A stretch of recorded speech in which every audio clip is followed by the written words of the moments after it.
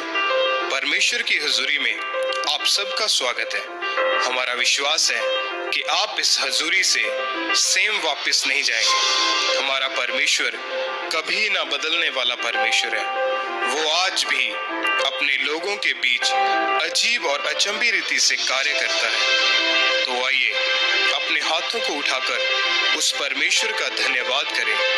हमारा परमेश्वर वो परमेश्वर है जिसने लाल समुद्र को दो भाग कर दिया, जिसने दानियल को शेरों की माद में जाने से बचाया, जिसने दाऊद को कभी भी हारने ना दिया। उसने हमें इतना प्यार किया कि उसने अपना इकलौता बेटा प्रभु यीशु मसीह हमारे लिए दे दिया। हमारा विश्वास है कि आप इस हुजूरी से सेम वापस नहीं जाएंगे। जो मसा, जो दर्शन, जो अभिषेक परमेश्वर के दास हमारे आत्मिक पिता के ऊपर है, अगर आप भी पूरे मन से उसका हिस्सा है तो आप अपने जीवन को, अपने परिवार के जीवन को और अपने आसपास के जीवनों को बदलता हुआ देखेंगे। परमेश्वर की हुजूरी, उसकी प्रेजेंस, उसकी सामर्थ्य यहाँ मौजूद है आपको छुटकारा देने के लिए। आमीन। आइए हम मेरी भविष्यवाणियों की पुस्तक में से आज के वचन को पढ़ते हैं।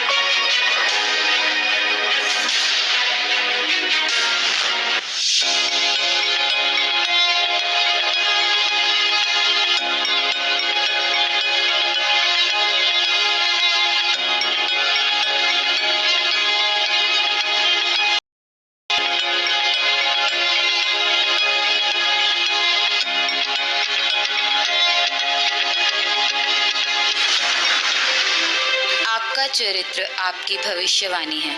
जिस तरह रूत की पुस्तक 3 उसकी 11 आयत में लिखा है, इसलिए अब हे मेरी बेटी मत डर, जो कुछ तू कहेगी मैं तुझसे करूँगा, क्योंकि मेरे नगर के सब लोग जानते हैं कि तू भली स्त्री है।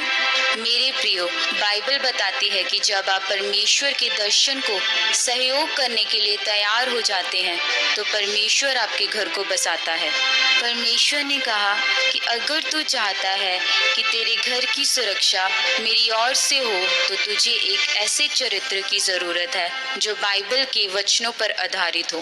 बाइबल में लिखा है कि रूत जब सीला बीनने के लिए खेत में गई तो वह खेत नायोमी के कुटुंब बोझ का था।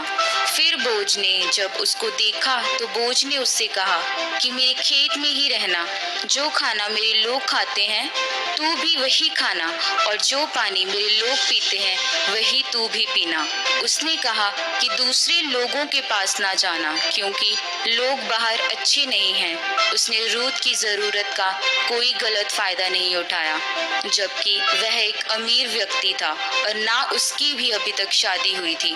बोझ ने रूत के साथ कुछ गलत ना करके परमेश्वर के सामने अपने चरित्र को साबित किया, और इसलिए बाइबल कहती है कि परमेश्वर ने बोझ को आशीष दी। दूसरी तरफ रूत ने भी अपने अकेले होने का फायदा नहीं उठाया कि ये एक अमीर आदमी है, मैं इसके पीछे चलती हूँ, बल्कि उसने बोझ से कहा कि मेरे लिए इतनी ही दया काफी है कि आपने मुझे अपने मजदूरों के पीछे पीछे सीला बीनने दिया।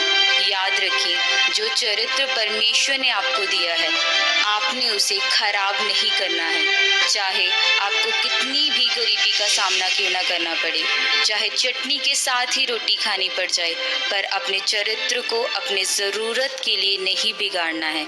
जब रूत परमेश्वर के वचनों पर चली तो परमेश्वर ने कहा कि वे यही है जिसके वंश में दाऊद शामिल होगा, जिसके वंश में से प्रभु यीशु मसीह पैदा होंगे, क्योंकि मैंने इसके चरित्र को जांच लिया है, परख लिया है। फिर परमेश्वर ने रूत के घर को बसाया और बोझ को भी और ज़्यादा आशीषित किया। इसलिए मेरे प्रियो, अगर आपका चरित्र आत्मिक रीति से बाइबल के वचनों पर और परमेश्वर के अनुसार है तो परमेश्वर आपके घर को भी बसाएगा। फिर यही आशीष आपके लिए इस धरती पर सबसे बड़ी आशीष।